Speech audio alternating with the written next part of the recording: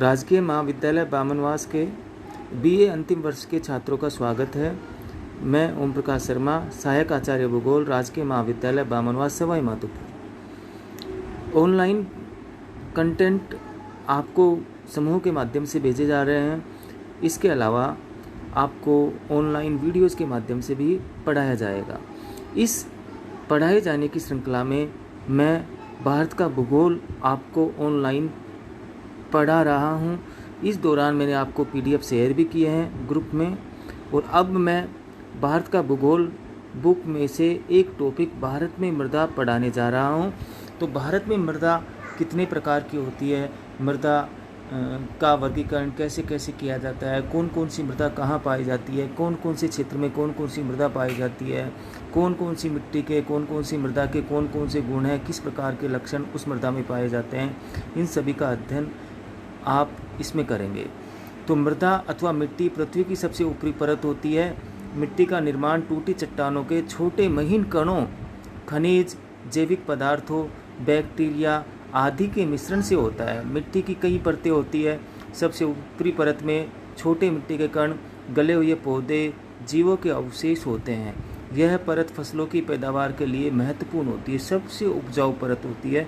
दूसरी परत महीन कणों जैसे चिकनी मिट्टी की होती है और नीचे की विखंडित चट्टानों और मिट्टी का मिश्रण होता है। तथा आखिरी परत में अविखंडित सख्त चट्टानें होती है, आर लेयर कहते हैं जिसको। चट्टानी स्तर होता है। देश के सभी भागों में मिट्टी की गहराई असमान रूप से पाई जाती है। कहीं गहरी मिट्टी पाई जाती है, कहीं सतही मिट्टी पाई जाती है। यह कुछ सेंटीमीटर से लेकर 30 मीटर तक हो सकती है। तो ये मिट्टी की गहराई में जो अंतर पाया जाता है वो ये है। हर मिट्टी की अपनी विशेषता होती है। अलग अलग मिट्टी की विशेषताएं अलग अलग होती है। काली मिट्टी की अलग है, लाल मिट्टी की अलग है।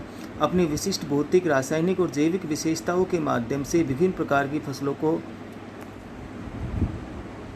लाभ प्रदान करने से इनके गुणों का निर्धारण होता है। जलोढ़ मिट्टी उपजाऊ मिट्टी है जो पोटेशियम से भरपूर होती है। जलोढ़ मिट्टी सबसे उपजाऊ मिट्टी है और भारत में सबसे ज़्यादा मात्रा में भी पाई जाती है। इसमें पोटेशियम भरपूर मात्रा में पाया जाता है और यह कृषि विशेषकर चावल, गन्ना और केले की फसल के लिए बहुत उपयुक्त है। लाल मिट्टी में लोहा अधिक मात्रा में पाया जाता है, इसी कारण इसका रंग लाल होता है।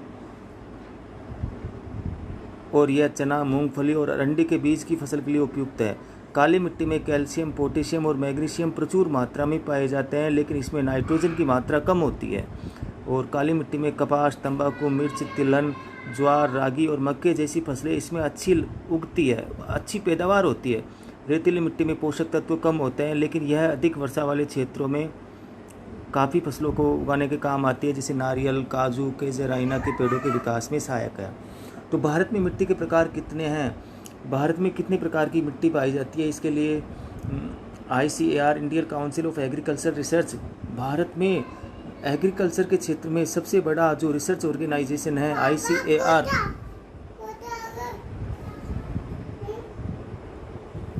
उसने भारत में मिट्टियों के 8 प्रकार बताए हैं।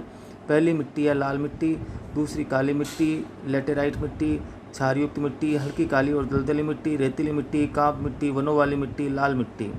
तो लाल मिट्टी के बारे में अपन शुरू करते हैं। यह मिट्टी अपक्षय के प्रभाव से, चट्टानों के टूटने फूटने से बनती है और इसमें आयरन ऑक्साइड अधिक मात्रा में पाया जाता है, इस कारण से इसका रंग लाल होता है। यह मिट्टी के प्रमुख रूप से जो जिन क्षेत्रों में पाई जाती है वो क्षेत्र है मध्य प्रदेश, दक्षिण उत्तर प्रदेश, छोटा नागपुर का पठार क्षेत्र, आंध्र प्रदेश के दंडकारण्य क्षेत्र, पश्चिम बंगाल और मेघालय में पाई जाती है। पठार तथा पहाड़ियों पर इन मिट्टियों की उर्वरा शक्ति कम होती है और ये कंकरीले तथा रूखंडी होती है, किंतु नीचे स्थानों में अथवा नदियों की घाटियों में ये दोरस हो जाती है और अधिक उपजाऊ हो जाती है।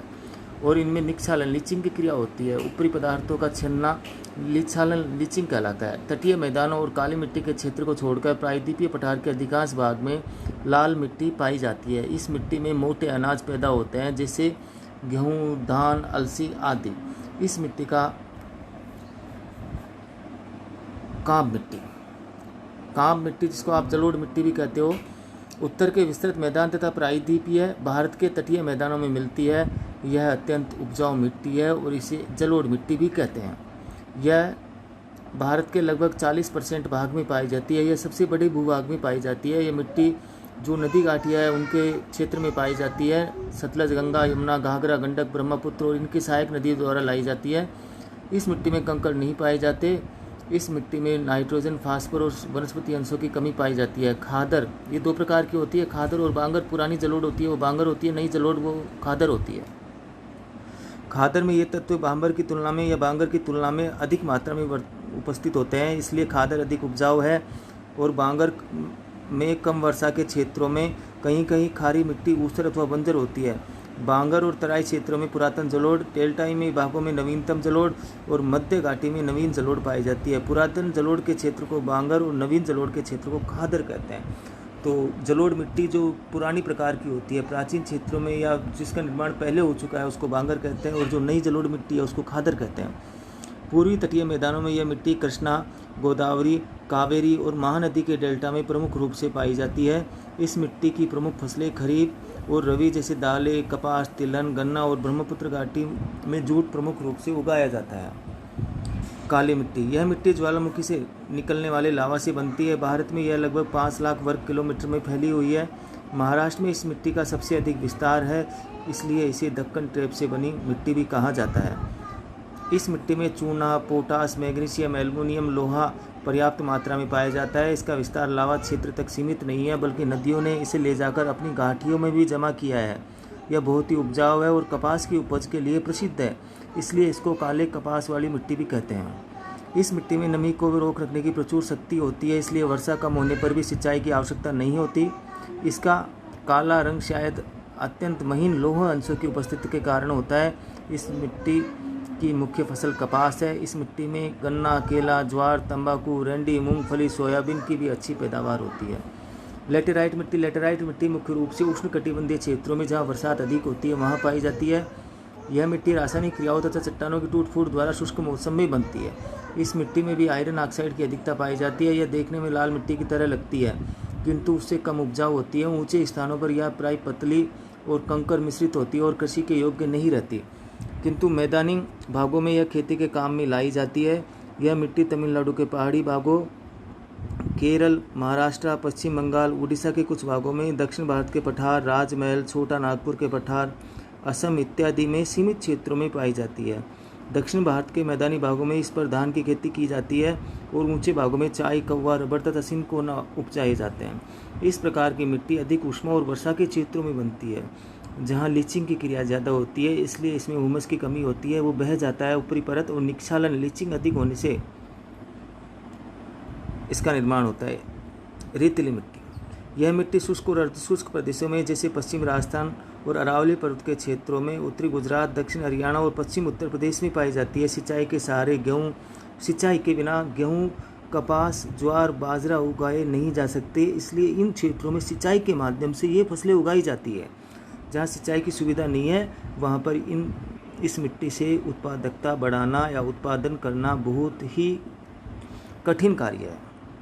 क्षारयुक्त मिट्टी, शुष्क और अर्धशुष्क क्षेत्रों में, दलदली क्षेत्रों में, अधिक सिंचाई वाले क्षेत्रों में यह मिट्टी पाई जाती है। जहाँ ज़्यादा पानी इकट्ठा होने से मिट्टी का जो स्वभाव है वो क्षारीय हो जाता है। इन्हें थूर, ऊसर, कल्लड़, राकड़, रेत, चौपन के नामों से भी जाना जाता है। शुष्क भागों में अधिक सिंचाई के कारण एवं अधिक वर्षा वाले क्षेत्रों में जल प्रवाह दोषपूर्ण होने एवं जल रखा ऊपर नीचे होने के कारण इस मिट्टी का जन्म होता है। इस प्रकार की मिट्टी में भूमि की निचली परतों से क्षार या लवण वाष्पीकरण द्वारा ऊपरी परत तक आ जाते हैं। इस मिट्टी में सोडियम, कैल्शियम और मैग्नीशियम की मात्रा अधिक पाए जाने से मिट्टी प्राय अनुत्पादक हो जाती है। हल्की काली और दलदली मिट्टी, इस मिट्टी में ज़्यादातर जैविक तत्व अधिक मात्रा में पाए जाते हैं। यह मिट्टी सामान्यतः आंध्र प्रदेशों में मिलती है। दलदली मिट्टी उड़ीसा के तटीय भागों, दलदली क्षेत्रों में, जहाँ सुंदरवन के डेल्टाई क्षेत्रों, बिहार के मध्यवर्ती क्षेत्रों, उत्तराखंड के अल्मोड़ा और तमिलनाडु के दक्षिण पूर्वी एवं केरल के तटों पर पाई जाती है। इसी मिट्टी के वर्गीकरण को आपको मानचित्र के माध्यम से समझाया गया है। इस मानचित्र में अलग अलग मृदाओं के वितरण को दिखाया गया है। पर्वत और वनीय मिट्टी को ग्रीन सिग्नल से, बिल्कुल लाइन में ग्रीन सिग्नल से दिखाया गया है। कलरफुल, ये जो मैप है वो पेस्ड मैप है, कलर्ड मैप है। जलोढ़ मिट्टी का क्षेत्र ये दिखाया गया है। लाल और पीली मिट्टी का क्षेत्र रेड कलर से दिखाया गया है, काली मिट्टी का क्षेत्र स्लेटी कलर से दिखाया गया है। इस प्रकार से आपने भारत में पाई जाने वाली 8 प्रकार की मिट्टियों का अध्ययन किया है और ये जो 8 प्रकार की मिट्टियाँ है वो ICAR द्वारा दिया गया वर्गीकरण है। धन्यवाद।